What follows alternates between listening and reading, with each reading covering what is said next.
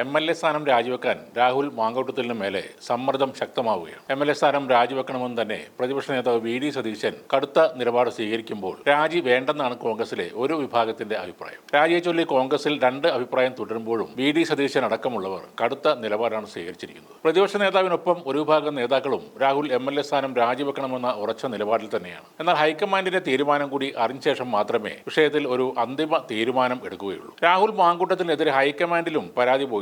സ്ത്രീ വിഷയം കൂടാതെ രാഹുലിന്റെ സാമ്പത്തിക വളർച്ച ദുരൂഹമാണെന്നും ആ ഇടപാടുകളിൽ ഷാഫി പറമ്പിലിനും പങ്കുണ്ടെന്നുമാണ് പരാതി. പ്രതിപക്ഷ നേതാവിന് പരാതി കൊടുത്തിട്ടും സംരക്ഷിക്കുന്ന നിലപാടാണ് സ്വീകരിക്കുന്നതെന്നും അവർ അയച്ച കത്തിൽ പറയുന്നു. പാലക്കാട് DCC ഭാരവാഹി ഉൾപ്പെടെ ഒന്നിലധികം പേർ ഒപ്പിട്ട പരാതിയിലാണ് രാഹുൽ മാങ്കൂട്ടത്തിനെതിരെ സാമ്പത്തിക ക്രമക്കേട് ആരോപണം. രാഹുൽ MLA ആയതിനു ശേഷമുള്ള സാമ്പത്തിക വളർച്ച ദുരൂഹമാണ്. വിദേശ രാജ്യങ്ങളിൽ ഉൾപ്പെടെ ബിസിനസ് ഇടപാടുകളുണ്ട്. ഇടപാടുകളിൽ ഉറ്റ സുഹൃത്തു കൂടിയായ ഷാഫി പറമ്പിലിന് പങ്കുണ്ടെന്നും കോൺഗ്രസ് അധ്യക്ഷൻ മല്ലികാർജ്ജുൻ ഖാർഗെ അയച്ച കത്തിൽ പറയും. ഇരുവർക്കുമെതിരെ നിരവധി പരാതികൾ പ്രതിപക്ഷ നേതാവ് VD സതീശനും കോൺഗ്രസിന്റെ ചുമതലയുള്ള ദീപാദാസ് മുൻഷിക്കും മുമ്പ് നൽകിയിട്ടുണ്ട്. എന്നാൽ വിഷയം കേരളത്തിൽ തന്നെ ഒതുക്കി തീർക്കുകയും ദേശീയ നേതൃത്വത്തെ അറിയിക്കുന്നില്ലെന്നും പരാതിയിൽ പറയും. വർക്കിംഗ് പ്രസിഡന്റ് സ്ഥാനത്തേക്ക് മുതിർന്ന നേതാക്കളടക്കം നിരവധി പേരുള്ളപ്പോൾ ഷാഫി പറമ്പിൽ എത്തിയത് പിൻവാതിലൂടെ ആണെന്ന ആക്ഷേപമാണ് പരാതിയിൽ ഉന്നയിക്കുന്നത്. MLA സ്ഥാനത്ത് നിന്നും രാഹുൽ മാങ്കൂട്ടത്തിനെ പുറത്താക്കണമെന്നും അല്ലെങ്കിൽ തദ്ദേശ നിയമസഭാ തെരഞ്ഞെടുപ്പുകളിൽ ശക്തമായ തിരിച്ചടി ഉണ്ടാകുമെന്നും ചൂണ്ടിക്കാട്ടിയാണ് ഈ പരാതി അവസാനിപ്പിക്കുന്നത്. ലൈംഗിക ആരോപണങ്ങളിൽ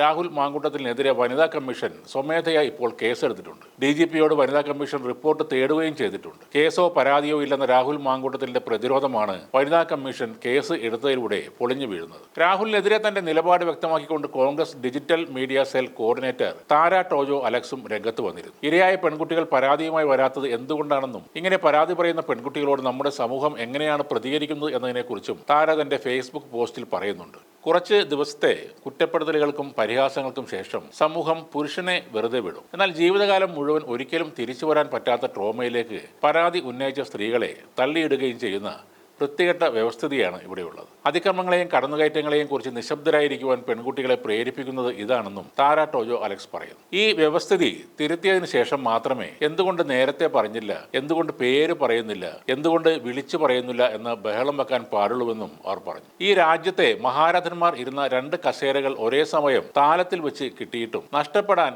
ഇമേജ് ഉൾപ്പെടെ 100,000 കാര്യങ്ങൾ ഉണ്ടെന്നിരിക്കുകയും ഇത്തരം ക്രൈമുകൾ ചെയ്യുമ്പോൾ രണ്ടാമതൊരു ചിന്ത ഇല്ലാതിരിക്കാൻ അയാളെ പ്രേരിപ്പിച്ചത് എന്താണ്? സ്ത്രീകൾ അത്രമേൽ അശക്തരാണെന്നും അവർക്ക് നിലവിളിക്കാൻ കഴിയുകയില്ല എന്നും ഈ സമൂഹം അയാൾക്ക് കൊടുത്തിട്ടുള്ള ചില ഉറപ്പുകളാണ്. ആ വ്യവസ്ഥയെ തിരുത്താനുള്ള ഒരു അവസരമായി ഈ സംഭവങ്ങളെ കാണണം. നിങ്ങളുടെ സ്വന്തം മകളോ സഹോദരിയോ അമ്മയോ ഏത് നിമിഷവും ഇതേ അവസ്ഥയെ നേരിടേണ്ടി വന്നേക്കാം. പാർട്ടിയിലെ ഏതെങ്കിലും ചെറുപ്പക്കാർ വരുമ്പോൾ അവരെ ഗർഭക്കേസിലും പെണ്ണുകേസിലും പെടുത്തി നശിപ്പിക്കുന്നു എന്ന ആ പഴയ അശ്ലീല തമാശ കൊണ്ട് നിങ്ങൾക്ക് നേരിടാൻ പറ്റുന്നതിനേക്കാൾ ഗുരുതരമായ കുറ്റകൃത്യങ്ങൾ ഇവിടെ നടന്നിട്ടുണ്ട്. അതിനെപ്പറ്റി കാര്യക്ഷമമായി അന്വേഷിക്കുകയും ഇരകളുടെ ഐഡന്റിറ്റി പുറത്തു വരാത്ത തരത്തിൽ കുറ്റക്കാരെ ശിക്ഷിക്കുകയും ചെയ്യുക എന്ന ഒറ്റ പരിഹാരം മാത്രമേ ഈ കാര്യത്തിൽ ഉള്ളൂ എന്നും താര ടോജോ അലക്സ് ഫേസ്ബുക്കിൽ പങ്കുവച്ച കുറിപ്പിൽ പറയുന്നു.